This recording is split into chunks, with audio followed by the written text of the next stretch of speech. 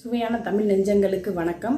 இது உங்கள் திருமதி குக் சேனல். இன்றைக்கி திருமதி குக் சேனலில் நம்ம என்ன பார்க்க போகிறோம்னா மட்டன் கோலா உருண்டை குழம்பு பார்க்க போகிறோம். ரொம்ப சிம்பிள் தான், ஆனால் டேஸ்ட்டு வேறு லெவலில் இருக்கும். வாங்க பார்க்கலாம். 1/2 கிலோ மட்டன் எடுத்து கழுவி மிக்சியில் தண்ணி இல்லாமல் அரைச்சி எடுத்து வச்சுருக்கோம். 100 சின்ன வெங்காயம் எண்ணெயில் வதக்கி வச்சுருக்கேன். 3 தக்காளி எடுத்து வச்சுருக்கேன். தேங்காய் அரை மூடி எடுத்து நறுக்கி வச்சுருக்கோம் மிக்சியில் அரைக்க. வரமிளகாய் 4, வரமல்லி 3 ஸ்பூனு, கசகசா 1/4 ஸ்பூனு, சீரகம் அரை ஸ்பூனு, சோம்பு அரை ஸ்பூனு, கிராம்பு 3, அன்னாசிப்பூ 1, இஞ்சி 1 துண்டு, 10 கிராம் பூண்டு. இது எல்லாத்தையும் நல்லா வறுத்து எடுத்து வச்சுக்கிட்டோம். வறுத்த மசாலா எல்லாம் மிக்சியில் அரைக்க போகிறோம். அரைச்சாச்சு. இப்போ ஃபஸ்ட்டு நம்ம கோலா உருண்டை ரெடி பண்ணி வச்சுக்கலாம். அரைச்சி வச்சுருக்க மசாலாலாம் அரை கரண்டி எடுத்து அரைச்ச மட்டனோட சேர்க்குறோம். நல்லா மசாலாயை மட்டனோட சேர்த்து நல்லா மிக்ஸ் பண்ணி வைக்கிறோம். 3 பெரிய வெங்காயம் நறுக்கி வச்சுருக்கேன் பொடிசாக. கருவேப்பிலை, கொத்தமல்லி, 1 துண்டு இஞ்சி எல்லாத்தையும் பொடிசாக நறுக்கி வச்சு அதையும் மட்டனோட சேர்க்குறோம். நல்லா மிக்ஸ் பண்ணிக்கிறோம். மசாலா, வெங்காயம், மட்டன் எல்லாத்தையும் நல்லா மிக்ஸ் பண்ணி வச்சுக்கிறோம்.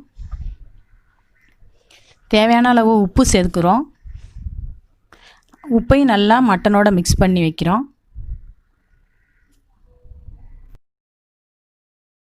எல்லாத்தையும் நல்லா மிக்ஸ் பண்ணியாச்சு. இப்போ நம்ம உருண்டை பிடிச்சி வைக்கிறோம்.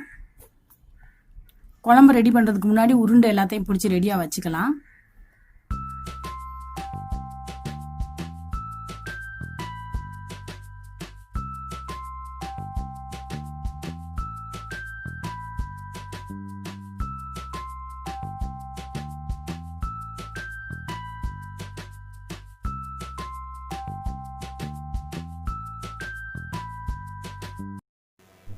பாத்திரத்தை வச்சு எண்ணெய் ஊற்றிக்கிறோம். அரை ஸ்பூன் சோம்பு சேர்க்குறோம். பட்டை, கிராம்பு, அன்னாசிப்பூ, வரமிளகா சேர்க்குறோம். எண்ணெயில் நல்லா பொரிய விடுறோம். அரைச்ச மசாலாவை சேர்க்குறோம். அதையும் எண்ணெயில் பொரிய விடுறோம் நல்லா. 3 தக்காளி மிக்சியில் அரைச்சி வச்சுருக்கோம், அதையும் சேர்க்குறோம். மசாலாவும் தக்காளியும் பச்சை வாசனை போகிற அளவுக்கு நல்லா பொரிய விடுறோம் எண்ணெயில். இப்போ நல்லா கொதிக்குது. அரைச்சி வச்ச தேங்காய் சேர்க்குறோம். அரை மூடி தேங்காய் நான் சேர்த்துருக்கேன் குழம்புக்கு. கொஞ்சம் கோலா உருண்டை குழம்புக்கு கொஞ்சம் தேங்காய் அதிகம் சேர்த்தோம்னா குழம்பு நல்லா டேஸ்ட்டு கொடுக்கும்.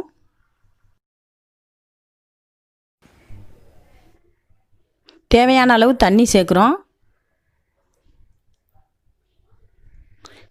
நமக்கு குழம்பு எந்த அளவுக்கு வேணுமோ அந்த அளவுக்கு தண்ணி சேர்த்துக்கிறோம். உப்பு சேர்த்துக்கிறோம்.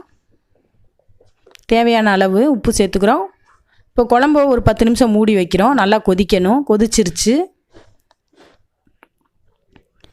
குழம்பு நல்லா கொதிக்கும்போது நம்ம உருண்டை பிடிச்சி வச்சுருக்க அந்த மட்டன் எல்லாம் இதில் சேர்க்குறோம்.